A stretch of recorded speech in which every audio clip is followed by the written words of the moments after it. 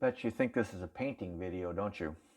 Well, it's not. I am painting some boxes here, but this video isn't really about painting boxes.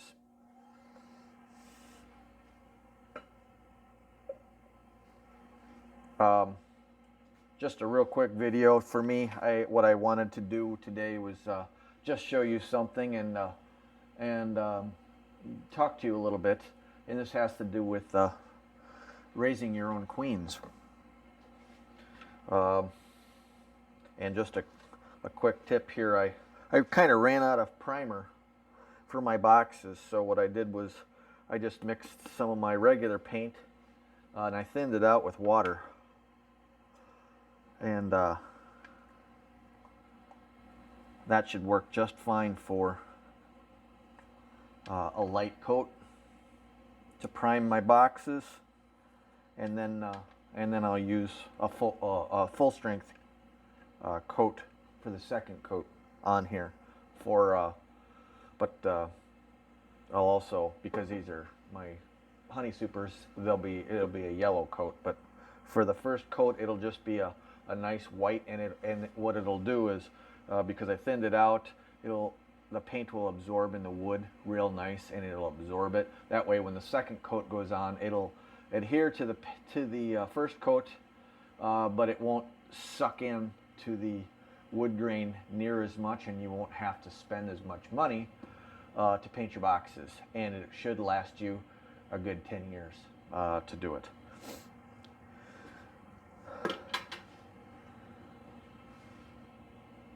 But no, today's video actually is I got this nice and wet.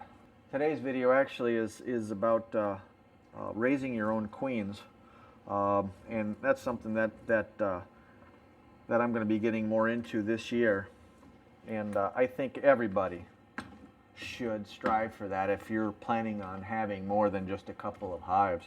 You know, if you're going to get up to around 5, 10, 20 hives or more, you should consider raising your own queens and producing a stock of bees for yourself, because why not?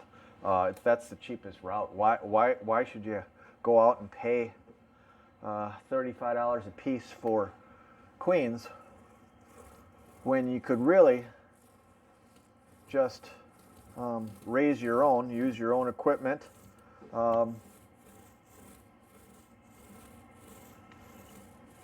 and your own stock of bees from survivor stock, from your own survivor stock. And that's kind of key. Your survivor stock has survived your climate.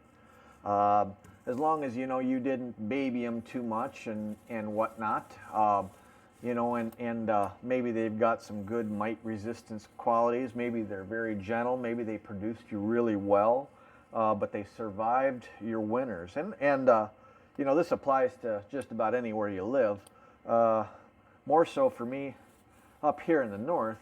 You get queens that are bred down in Georgia or Florida or California, and they're just not well suited to our environments, to our honey flows, and I've talked to you all about that before. But I've been talking to a couple of my friends from my beekeeping group recently. We're kind of, it's all we have to do right now in the wintertime is to, kind of get ourselves pumped up by reading a lot and new ways to do things. And there's a couple of nice videos out there on queen rearing if you're really into that. Richard Noel has a great little tutorial video on queen rearing, especially for us hobbyist types. He's starting to get more into commercial, but that's okay. It can apply to you too. And he's a disciple of Michael Palmer and his style of queen rearing. So watching Michael Palmer video will also help you in that regard. Let me get this over here before I spill it.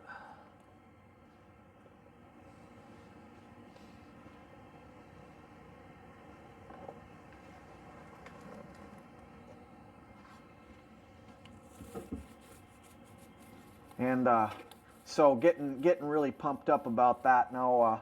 You know, a couple of the videos that I just saw today, you know, there's a train of thought about, you know, the style of mating nuke you want to use in your operation. Do you want to go with a mini mating nuke, or a 2-frame mating nuke, or a full-size nuke that you just install queen cells in? And it's really entirely based on what your overall goal really is. In my line of thinking, I like the 2-frame mating nukes, which are which use full-size deep frames. You know, I can put 2 frames in. I can put a scoop of bees in and a queen cell, and let them be on their way and start raising a queen.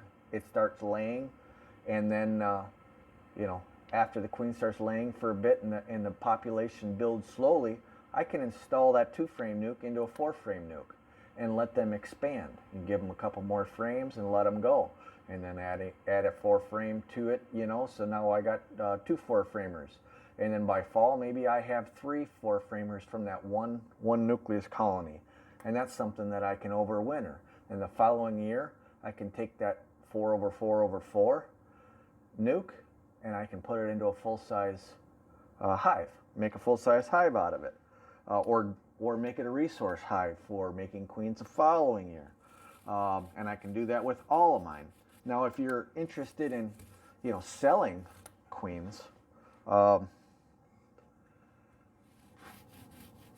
little mating nukes, you know, they use very, very little resource. You know, and resource as far as bees, size of frames. It's a small vessel, small amount of food needed to keep them going, and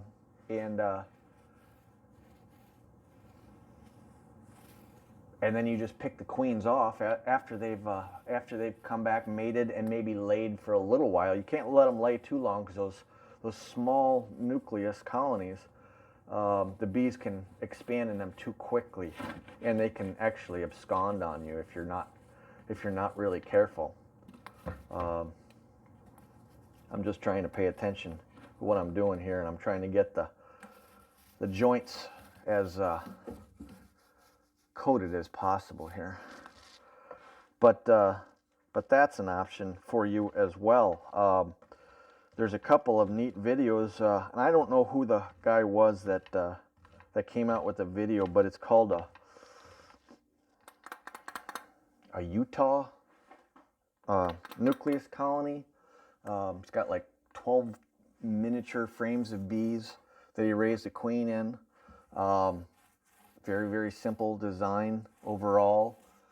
There was another video, Jason Christman just came out, and essentially what his box is called a draw nuke or something like that, to that effect. And essentially what it does is it actually you put it on over a queen excluder on a full-size hive, and the bees will go up and draw comb in these mini frames for you, and then you can use them anywhere. And then when you're done, let's say you got, you know, a mating nuke, and you've picked the queens off of them, but you've left all this brood, and you're not going to be breeding anymore. Well, you can put them in this box over a regular colony and on a queen excluder, and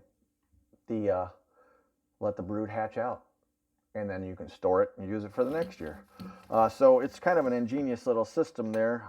Check out Jason's channel. It's a pretty good video. I think it just came out today, which is, I don't even know, today is the 18th of January, somewhere around there, I think.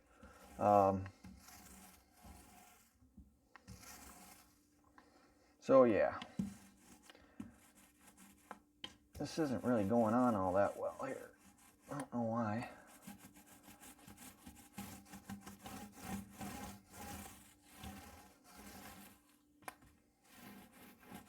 Now I'll just touch up with a brush when I'm done here, and then I'll have to do the handles as well. I could have done the handles first, but another thing I wanted to show you, something that may save you a little bit of money if you're interested in you know, doing mating, queen mating or whatever, is you know, marking pens. You know, marking queens allows you to spot them a lot faster, and I'm a big advocate of marking your queens so that you can easily spot them in your hives. Lets you know right away, you know, if you're searching for her to see if, you know, geez, did the colony supersede her? Is she still there? Did she die? Or, you know, whatever. Or, geez, I gotta, you know, split this hive out, but I gotta find that queen first. Or I gotta do something to this hive, I gotta find the queen first. Makes it a whole lot easier. And, you know, they have a queen marking code, I guess you can say, in the beekeeping industry. And it's a color code. And it's by year. And, it's 1 and 6. 1 and 6, 2 and 7, 3 and 8, 4 and 9, and 5 and 0. That's what it is. Sorry about that. And that's for the years. And it starts with the color year. It like for 1, that would be white. 1 and 6. So years ending in 1 and 6 is white. The next year is yellow. That's years 2 and 7. And then red for 3 and 8. Green for years 3 and 9, or 4 and 9. And then this year, which is 2020, is blue for 5 and 0. So, or 5 and 0. So, and then it starts all over again. So you each year you buy the corresponding paint marker pen to mark these queens. And geez, these pens are kind of expensive actually. And I wanted to show you what it looks like. Here we go. These, you know, this was for red for 2018 when I used it. These are called Posca, and you can buy them on Amazon. They're about $6 for this one marker. And you lose one, then you gotta buy another one for $6. So keep that in mind, and this will mark, you know, even if you're a commercial beekeeper, it should mark every freaking queen that you have for the entire year, because, I mean, all you're doing is putting a little tiny little dot on it. They really work well. It's a paint marking pen, and this year is blue, and here it is. And I had bought one a while ago, and these are big, bulky to carry around, and you know, you're marking this little queen, and you've got this big marking pen. But then I found these, and these are also on Amazon, and these are Craftsmart paint pens, and they're a lot skinnier, and they're the same style.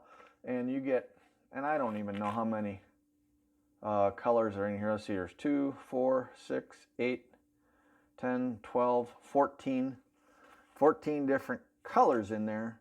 But, you know, for almost every color that we use for the queens, there's actually 2 pens for each one, except for yellow and white.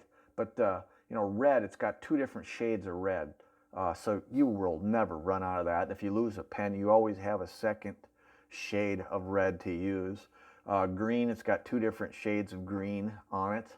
And that's what I used this past year. Really worked really slick. And it's a skinnier pen. And that's it. It's just it's a real skinny little marking pen, and you just use it, and you dab it a little bit, a little paint comes out on a felt tip, and you kind of blot it, you know, maybe on a hide frame or something right before you mark it, so you're not getting a big glob of paint on her or whatever. But this is a little skinnier, and it's a lot easier to, you know, paint the little mark on the little queen there.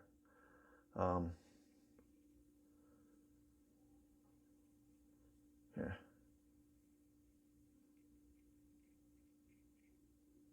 There. So it really is a nice little pen. And the best thing about this is that this whole pack cost me $14. I had Amazon Prime, so it was free shipping. But you know, these pens here are $6 a piece. This whole thing was $14. I noticed they did go up. I think they're $16 now, but I bet you can wait and find them on sale before spring comes, and buy a whole pack full of them. But they're called Craft Smart paint pens, and it's just a little tip. And then the pens that you don't use here, like grays, the silvers, they got little silver, 2 different silvers, a gold and a black. You know what? Use those for you can double use those. This is what I use it for. I make a to mark my hive tops with the hive number on it, so that I got it. And you know, what am I going to use the black paint pen for? A marker wears off. I've already tried a Sharpie, and that wears off. But these little paint pens, it's marked. It'll never come off. That's it. But this is a real short little video today. Like I said, I'm just dabbling around the basement here on a Sunday, trying to get these painted up.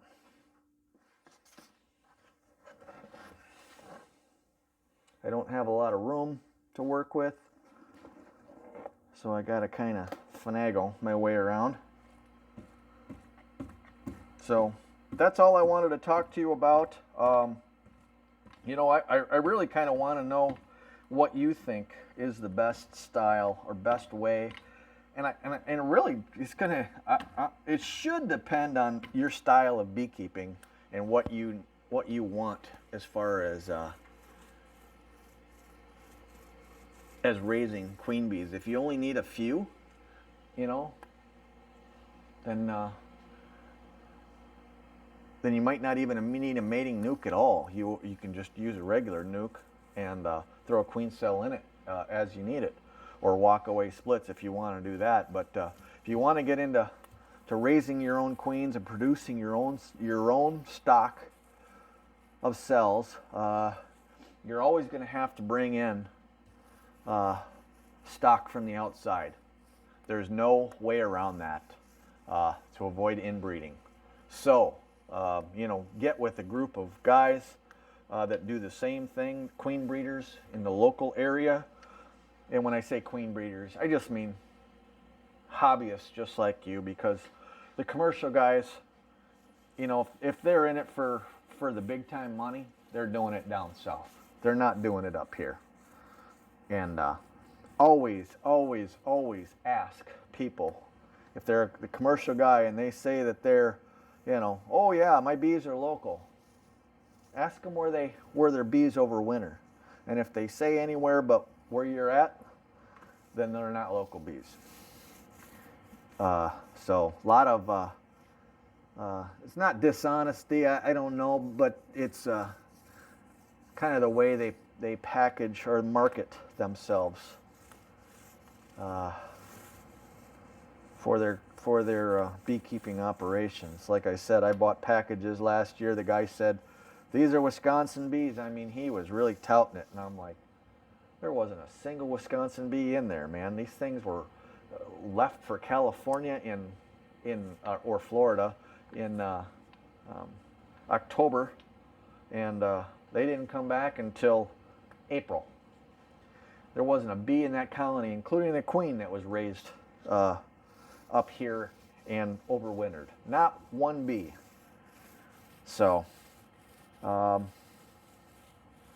buyer beware, as it were. Always ask the questions. Well, that's it for this video. You got any questions or comments? Leave them below. I hope I didn't, bore you too much here.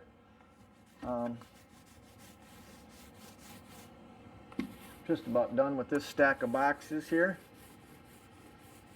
I just find it goes a lot faster when I stack them up like this to paint them with a roller.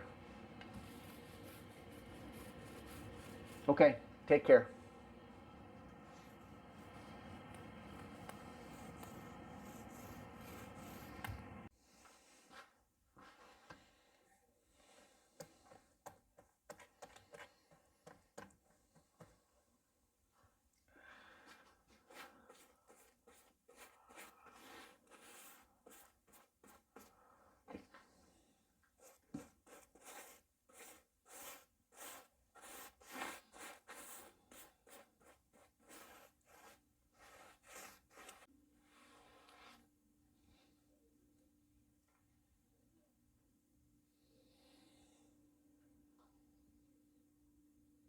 Done.